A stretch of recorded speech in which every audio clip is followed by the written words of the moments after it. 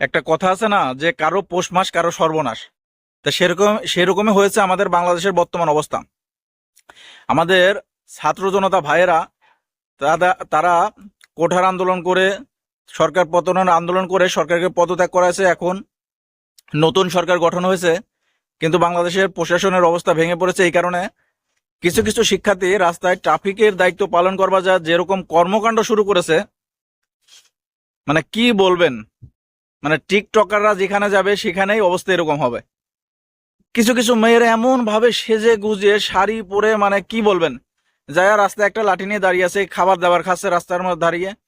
মানে এমন একটা অবস্থা হয়ে গেছে, মানে রাস্তা মহাসড়ক যেন বিনোদন কেন্দ্র হয়ে গেছে।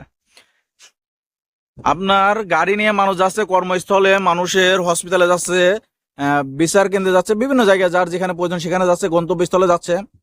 আর আমরা গাড়ি থামিয়ে রাস্তায় বিনোদন করতেছি, টিকটক বানাচ্ছি, রিলস ভিডিও বানাচ্ছি। মানে কি বলবেন, এইসব কি মানে এদের যদি ছাগলের 3 নম্বর বাচ্চার সঙ্গে তুলনা করেন তাতেও আপনার কোনো সমস্যা হবে না। মানে তারও নিচে এরা চলে গেছে। একটা মানুষ মানে কতটা মেধা শূন্য হলে এরকম আচরণ করতে পারে। গতকাল একটা ইন্টারভিউ দেখলাম গোলাম মাওলা রনি স্যারের।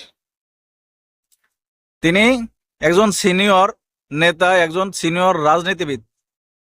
তার সন্তান অসুস্থ, তিনি গাড়িতে করে হসপিটালে নিয়ে যাচ্ছেন।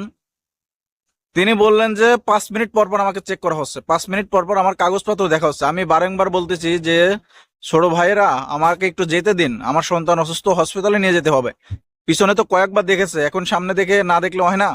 তারপরেও আমরা উৎসুক জনতা, স্বাধীন বাংলাদেশ, আমরা মানে ট্রাফিকের দায়িত্ব আছে, আমাদের সবকিছু দেখতে হবে। তাও 5 মিনিট পর পর একসঙ্গে 2-3 জন এসে মানে এমন একটা অবস্থা তৈরি করেছেন যে সে হসপিটালে যাওয়ার আগেই হয়তো তার সন্তানের অবস্থা খারাপ হয়ে যাবে।